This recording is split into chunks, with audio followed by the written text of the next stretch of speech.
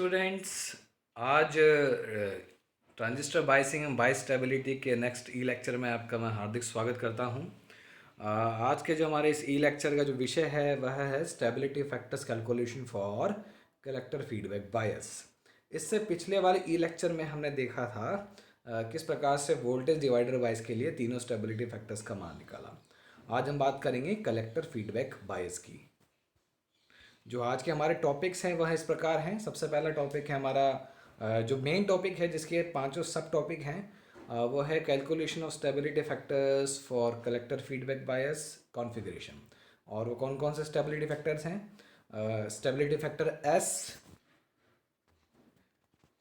Then S dash और S double dash, और जो चौथा नंबर का टॉपिक है relation between S and S dash, and fifth number का टॉपिक है वह है relation between S and S double dash.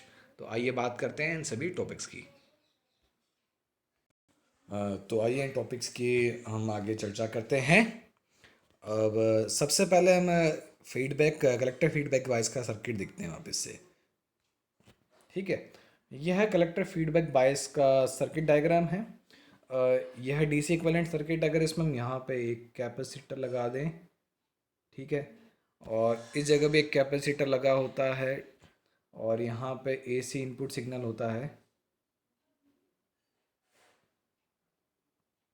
ठीक है, तो ये इसका एसी इक्विवेलेंट सर्किट यानी कि एक्चुअल सर्किट बनता है, परंतु हमने केवल डीसी इक्विवेलेंट सर्किट के ही द्वारा क्यू पॉइंट एवं स्टेबिलिटी फैक्टर्स का मान ज्ञात किया है। ठीक है, तो सबसे पहले इसकी चर्चा कर लेते हैं।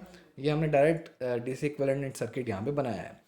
तो इसमें देखिए, आप देख सकते हैं कि यहाँ पर जो ये बेस रेजिस्टेंस है वह बेस सर्किट को क्या प्रदान कर रहा है? बायसिंग। और किस द्वारा कर रहा है? फीडबैक के द्वारा, यानी कि कलेक्टर करंट के कुछ अंश को लेकर बेस को प्रदान कर रहा है। इस वजह से इसका नाम क्या रखा गया है? Collector feedback bias circuit. तो इसके लिए जो स्टेबिलिटी फैक्टर है वह हम किस प्रकार निकालेंगे? ठीक है, तो सबसे पहले बात करते हैं स्टेबिलिटी फैक्टर एस के लिए या एस आई सी यू की।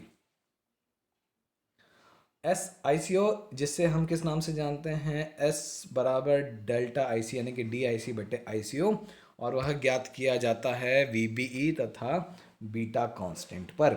यानी कि तीन पैरामीटर में से केवल एक कांस्टेंट लिया जाता है, बाकी एक पैरामीटर लिया जाता है जो परिवर्तित होता है, तथा दोनों दूसरे पैरामीटर कांस्टेंट रखे जाते हैं। तो एस का मान ज्ञात किया जाता है आई सी ओ पर, यानी कि डी आई सी बटे आई सी ओ, और वी बी ई तथा बीटा का मान कांस्टेंट। अब इसके लिए देखते हैं, एस का मान निकालने के लिए सबसे पहले हमें इस परिपथ में क्या लगाना पड़ेगा?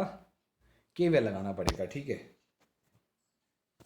तो ये परिपथ है, इसका केवल में देखिए सबसे पहले आ जाएगा V C C, then I C one minus I C one into R C, minus I C one into R C, फिर आएगा minus I B into R B, और यहाँ पे जो ये है वी बी ई, यानी कि माइनस वी बी ई बराबर जीरो।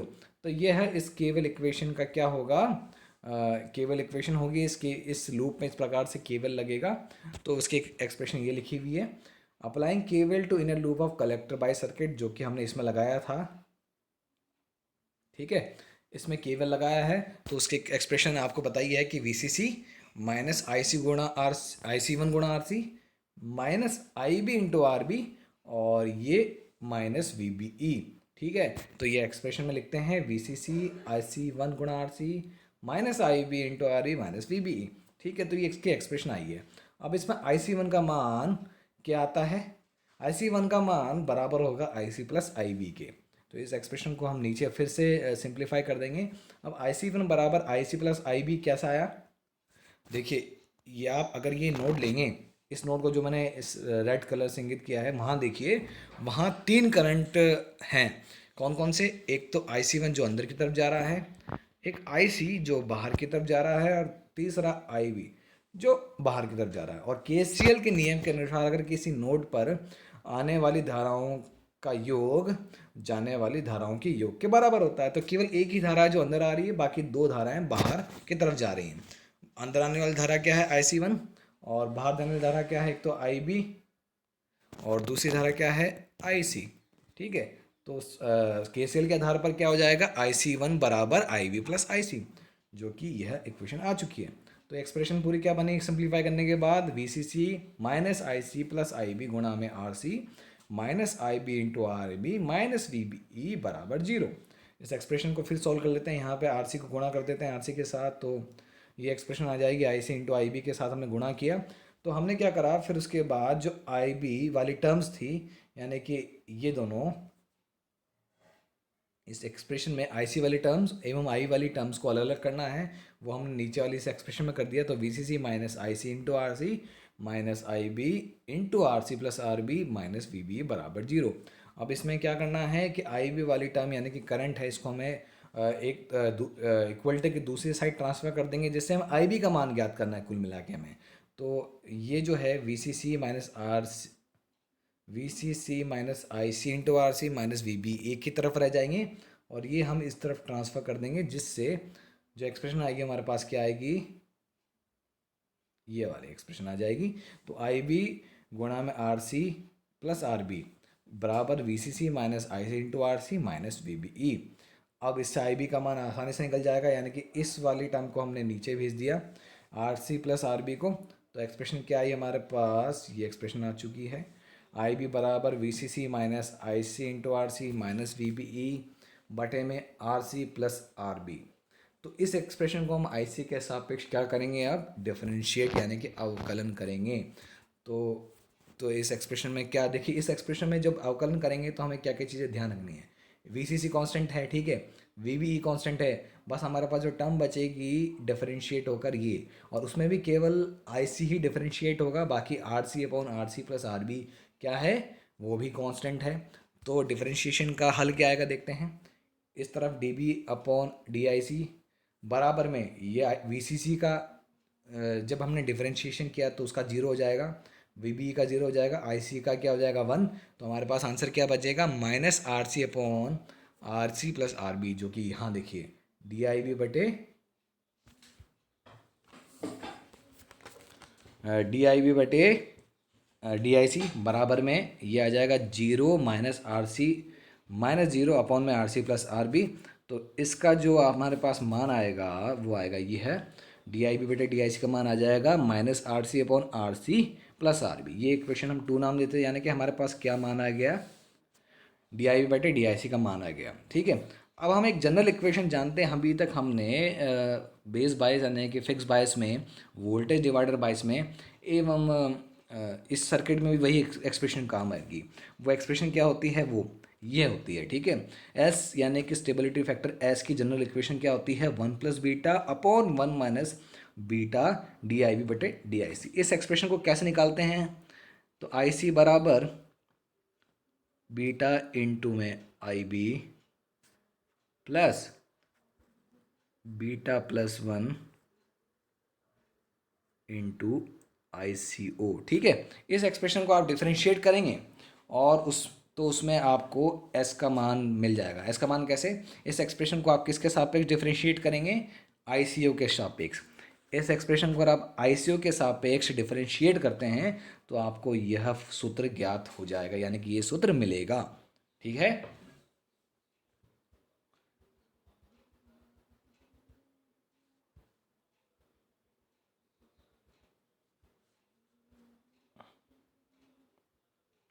अब इस एक्सप्रेशन में ये जो डी आई बी है,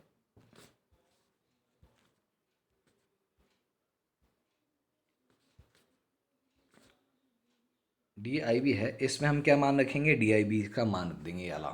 तो आइए इसका मान रखते हैं।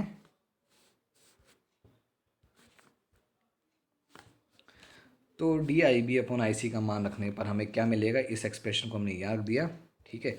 इस मान को हमने इस जगह रखा तो माइनस से माइनस कैंसिल हो जाएगा, और जो हमारे पास मान आएगा एस का वो आएगा one plus beta upon one plus beta गुणा में R C upon R C plus R B. तो एस का मान क्या आ जाएगा हमारे पास, ये हमारा एस का एक जनरल मान है, ठीक है। ये हमारा एस यानी स्टेबिलिटी फैक्टर्स का जनरल मान आ गया है।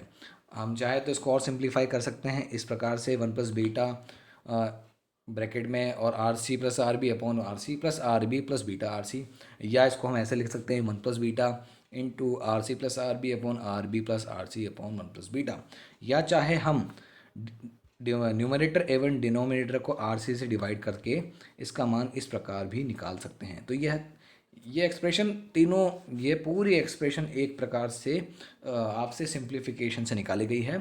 तो आप यह स्टेबिलिटी फैक्टर्स का मान होता है, ठीक है।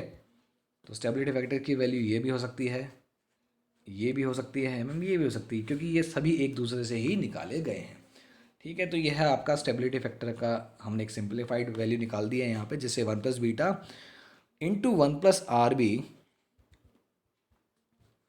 ये एक्सप्रेशन कैसे निकाली हमने, इस एक्सप्रेशन में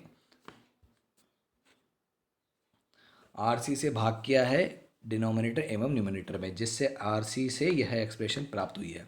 तो इसमें क्या प्राप्त हुआ हमें, कोष्टक में 1+β, ठीक है, और 1+RB/RC ये, और नीचे 1+β प्लस में RB/RC। अब देखिए इसका जो अप्रोक्सीमेट मान क्या हो सकता है, अगर मान लीजिए 1+β, देखिए सीधी सी बात, 1+β RB/RC से बड़ा होता है, तो अप्रोक्सीमेटली 1+β की अपेक्षा में RB/RC को नेगलेक्ट किया जा सकता है, जिससे 1+β कैंसिल हो सकता है। तो हमारे पास जो अप्रोक्सीमेट मान आ सकता है वो क्या आ सकता है, 1+RB/RC। ये केवल अप्रोक्सीमेट मान है, परंतु इसकी जनरल एक्सप्रेशन क्या होगी, ये वाली, ठीक है। अप्रोक्सीमेट मान, अगर हम 1+β का मान ज़्यादा देख रखते हैं तो क्या होगा, RB/RC की कंपैरिजन में वह अधिक हो जाएगा, एवं RB/RC को हम नेगलेक्ट कर सकते हैं, जिससे इसका जो अप्रोक्सीमेट मान है 1+RB/RC आ सकता है, ठीक है। और अगर RC का मान ज़्यादा रखते हैं तो क्या होगा, RC का मान ज़्यादा रखने से स्टेबिलिटी फैक्टर S का मान कम आएगा, ठीक है। अब बात करते हैं स्टेबिलिटी फैक्टर S' या VBE की। इसका फॉर्मूला क्या होता है, DIC/VBE, और उस समय क्या क्या कांस्टेंट रखे जाते हैं, बीटा एवं ICO।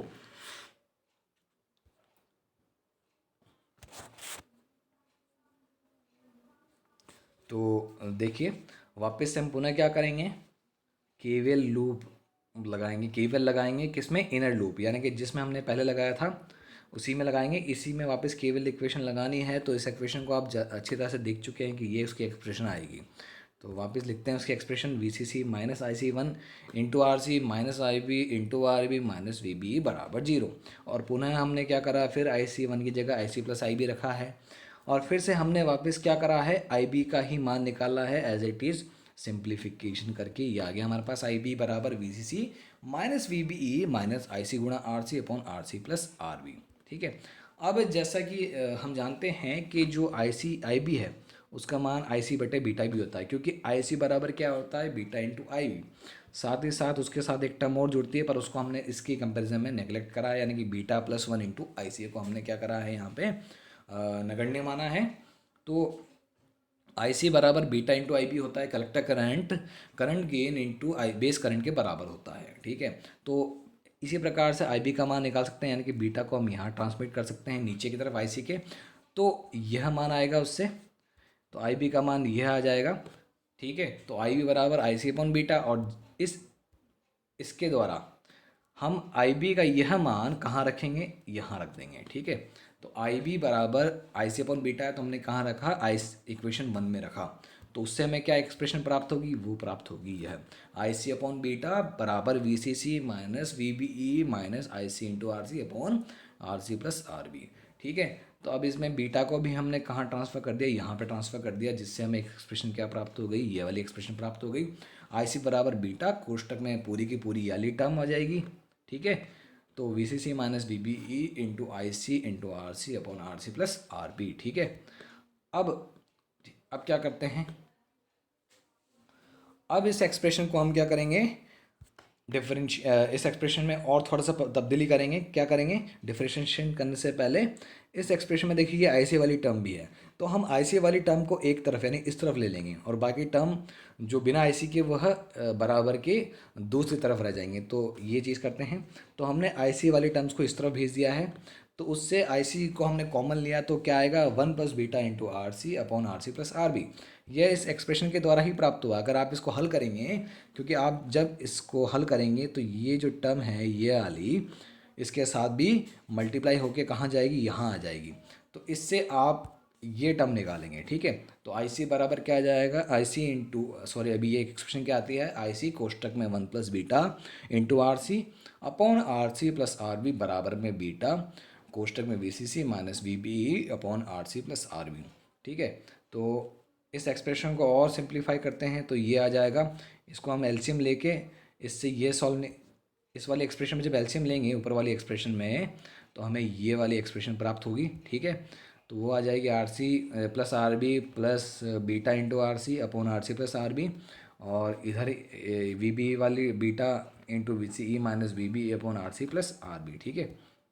तो इस एक्सप्रेशन में फिर और सिंप्लीफिकेशन करेंगे तो हमें प्राप्त होगा, यानी कि R C upon R B को काट भेज दें, इधर भेज देंगे, माफ़ कीजिएगा, R C upon R B दोनों कैंसिल हो जाएंगे, ठीक है। दोनों तरफ से कैंसिल हो जाएंगे, R C plus R B, R C plus R B.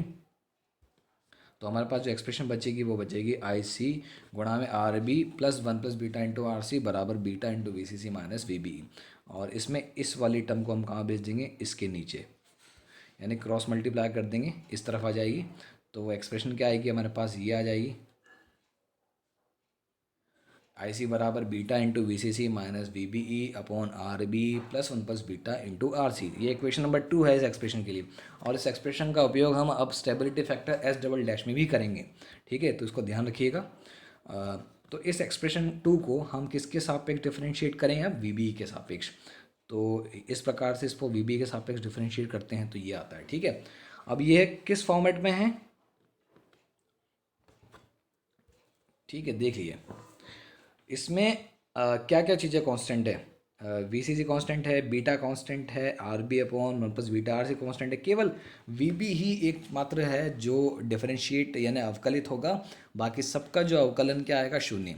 तो इसको अलग अलग कर लेते हैं, तो ये एक्सप्रेशन है, इसके बाद डिफरेंशिएशन करेंगे तो ये वाली टर्म हो जाएगी पूरी जीरो, और इसमें केवल वी बी डिफरेंशिएट होगा जिसका मान 1 आ जाएगा, जिससे हमें ये प्राप्त होगा एस डैश का मान, एस डैश बराबर आ जाएगा D I C upon V B E बराबर minus beta upon R B plus 1 + beta R C. वो इससे ही मिला, देखिए ये वी बी 1 हो जाएगा, तो हमारे पास डिफ्रेंशिएशन करने के बाद क्या चीज़ बचेगी, केवल, और साथ में माइनस का चिन्ह, ठीक है। तो minus beta upon R B plus 1/बीटा आर सी, ये एस डैश का मान प्राप्त होगा, ठीक है, यह एस डैश का मान प्राप्त होगा। अब आते हैं, बात कर लेते हैं stability factor S double dash की। इसका मान क्या होता है, डी आई सी बटे बीटा, यानी कि बीटा के सापेक्ष करंट, कलेक्टर करंट में परिवर्तन। उससे में क्या क्या चीज़ें कांस्टेंट रखनी है, वी बी ई तथा आई सी यू को हमें कांस्टेंट मानना है। अब ठीक है, अब मैंने कहा था कि एस डबल डैश में हमें कौन सी एक्सप्रेशन काम में आएगी, ये वाली एक्सप्रेशन काम में आएगी। तो इसी एक्सप्रेशन को हम वापस ले लेते हैं यहाँ पे, as we derived early equation 2 for I C for S dash topic, वो क्या थी, ये थी। अब देखिए ये एक्सप्रेशन क्या है, आई सी बराबर beta into V C C minus V B E upon R B plus 1/बीटा इंटू आर सी। ये एक्सप्रेशन हमने कहाँ से ली है, ये एक्सप्रेशन हमने जब एस डैश के लिए निकाली थी, ये वाली एक्सप्रेशन ही है, ठीक है। तो उसके लिए आपको क्या करना है, बस अगर आपको केवल एस डबल डैश निकालने के लिए कहा जाए तो आप पहले, सबसे पहले क्या करेंगे, केवीएल अप्लाई करेंगे इनर लूप में, फिर उससे आप आई बी का मान निकालेंगे, फिर आई बी से आप आई बी को आप आई सी अपॉन बीटा से रिप्लेस करेंगे, और उसमें आई सी को ही एक तरफ रखते हुए केवल आई सी का मान निकालेंगे, इस प्रकार से, ठीक है। तो ये आपको करना है, अगर केवल एस डबल डैश निकालने के लिए कहा जाए तो आप इसी प्रोसीजर को फॉलो करेंगे और आप आई सी के इस मान को निकाल के लेके आएंगे। तो वो हमारे पास ये है, ठीक है। अब इस एक्सप्रेशन को हम डायरेक्टली क्या करेंगे, बीटा से डिफरेंशिएट करेंगे, यानी कि अवकलन करेंगे।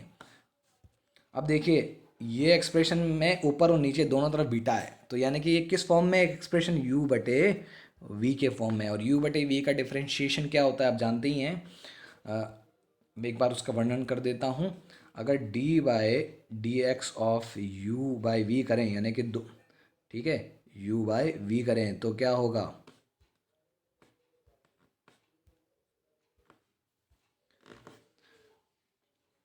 तो इसमें जो एक्सप्रेशन आएगी वो क्या आएगी,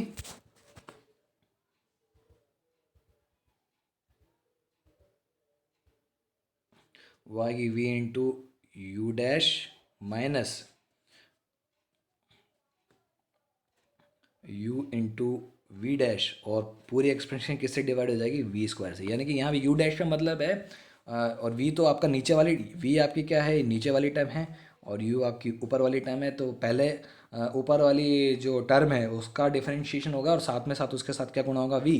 फिर माइनस करेंगे और फिर पहली वाली टर्म को एज इट इज़ रखा जाएगा, और वी डैश यानी कि नीचे वाली टर्म को डिफरेंशिएट करा जाएगा, और इन पूरी टर्म को किससे भाग किया जाएगा, वी स्क्वायर से। ठीक है, ये वी स्क्वायर है। तो अब देखते हैं इसका डिफरेंशिएशन ऐसा होगा। देखिए ये आपका वी स्क्वायर हो गया, ये आपका केवल वी, और ये देखिए ये क्या है, यू डैश, ये ऊपर वाली टर्म क्या है, यू डैश।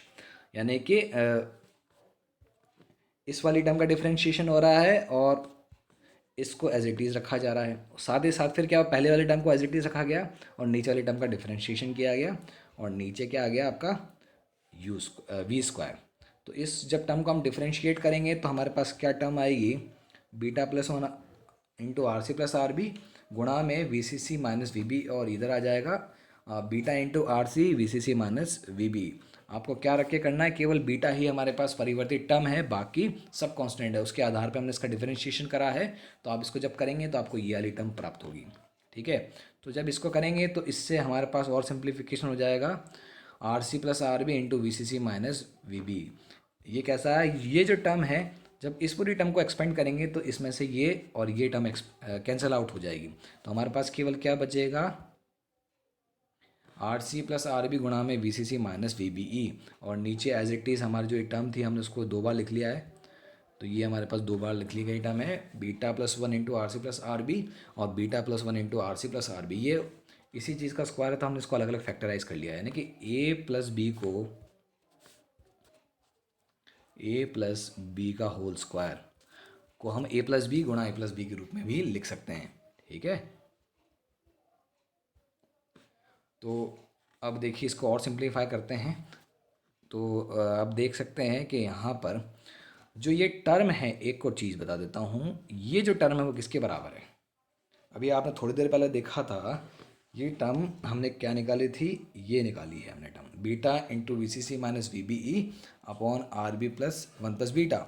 यानी कि यहाँ केवल बीटा नहीं है, वहाँ पर आप देखिए यहाँ पे V C C minus V B upon R B plus one plus beta into R C, और यहाँ देखिए क्या आ रहा है, केवल केवल बीटा की कमी है। ठीक है, तो ये क्या टर्म हो जाएगी, हो जाएगी आई सी अपॉन बीटा के बराबर।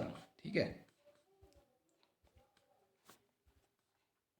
आई सी अपॉन बीटा के बराबर। ठीक है, तो यही यहाँ पे हमने इसे इससे दर्शाया है। ठीक है, आई सी अपॉन बीटा, और ये वाली टर्म एज इट इज़ है नीचे, ये रही as it is, R C upon R C plus R B upon में beta plus one into R C plus R B.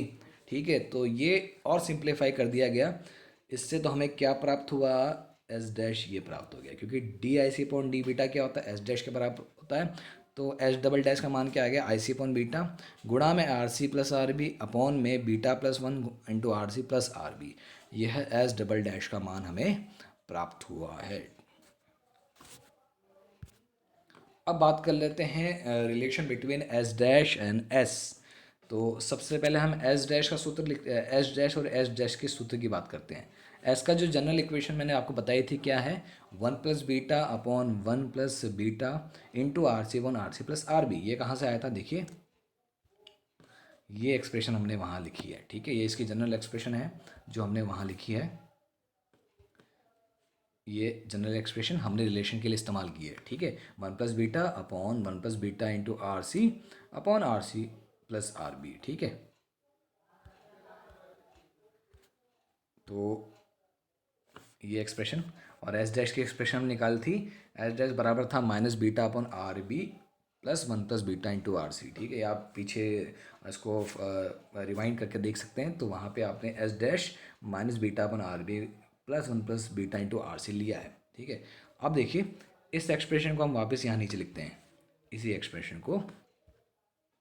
तो एस बराबर वन प्लस बीटा, यानी कि एस की एक्सप्रेशन लिखेंगे one plus beta upon one plus beta into R C upon R C plus R B. अब इस R C को हमने एलसीएम के रूप में प्रयुक्त किया, तो वो टर्म क्या हो जाएगी नीचे यहाँ से, R B plus R C plus beta into R C. साथ ही एलसीएम ऊपर चले जाके यहाँ इंटू यहाँ दिखेगा, तो one plus beta into R C plus R B ये आपके पास एस का मान आ गया। अब इस एस के मान में आप देख सकते हैं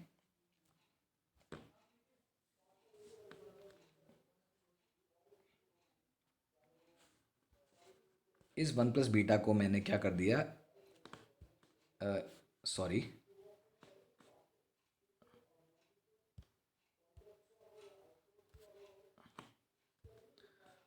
ये हमारे पास इसका सिंप्लीफाइड वर्जन आ चुका है। तो इस one plus beta into R C plus R B को हम क्या करेंगे, एस के नीचे भेज देंगे। ठीक है, एस के नीचे भेज देंगे तो हमें एक्सप्रेशन क्या प्राप्त होगी, ये प्राप्त होगी S upon one plus beta into R C plus R B. तो हमारे पास इस तरफ क्या रह जाएगा, केवल ये वाली टर्म रह जाएगी, ये वाली टर्म जो हमने यहाँ से यहाँ डिफरेंशिएट की थी। तो S upon one plus beta into R C plus R B बराबर one plus R B plus one plus beta into R C. अब देखिए एस डैश की टर्म क्या होती है, एस डैश की टर्म और इसमें क्या सिमिलरिटी है, केवल ऊपर हमें क्या चाहिए, यहाँ पे क्या आना चाहिए माइनस, ऊपर क्या आना चाहिए माइनस बीटा। ठीक है, तो हम दोनों साइड पे क्या मल्टीप्लाई कर देंगे, माइनस बीटा से मल्टीप्लाई कर देंगे, यानी कि इस तरफ भी माइनस बीटा से मल्टीप्लाई हो जाएगा, माइनस बीटा से मल्टीप्लाई कर देंगे इस तरफ भी, और इस तरफ भी माइनस बीटा से मल्टीप्लाई कर देंगे। तो अब आगे देखते हैं इसका एक्सप्रेशन में। देखिए यहाँ भी हमने माइनस बीटा से मल्टीप्लाई कर दिया, यहाँ भी माइनस बीटा से मल्टीप्लाई कर दिया। तो आप देख सकते हैं कि ये है हमारा एस डैश। ठीक है, और ये किसकी टर्म में आ गया है, एस की टर्म में। तो जो सूत्र आया है S double S sorry S dash का, वो क्या आया है, एस डैश बराबर minus beta minus S into beta upon one plus beta into R C plus R B.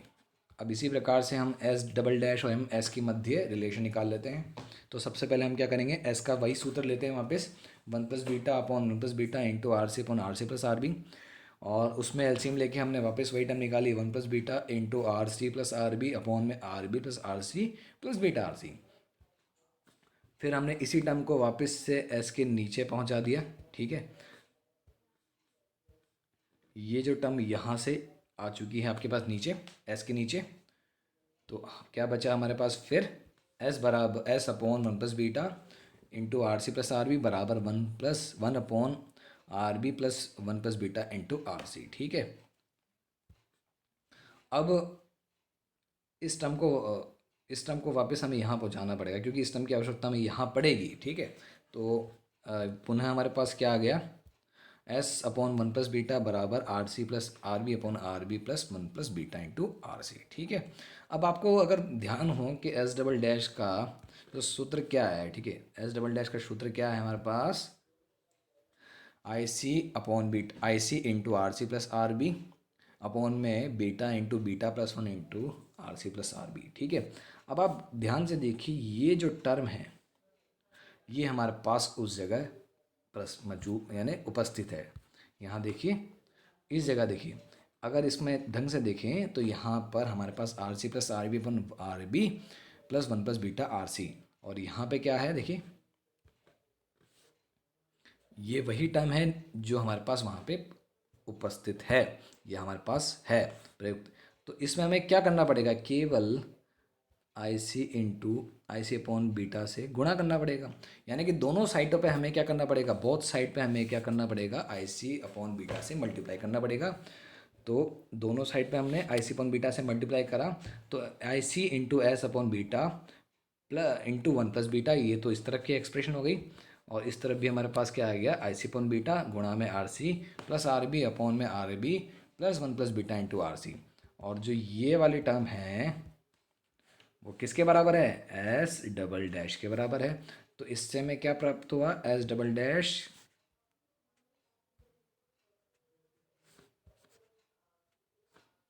इसका मान एस डबल डैश का ये प्राप्त हो गया। ठीक है, तो ये था आज हमारा कलेक्टर फीडबैक बाइस के लिए स्टेबिलिटी फैक्टर्स का मान ज्ञात किया हमने आज, और साथ ही साथ इन तीनों स्टेबिलिटी फैक्टर्स के मध्य हमने रिलेशन भी ज्ञात किया।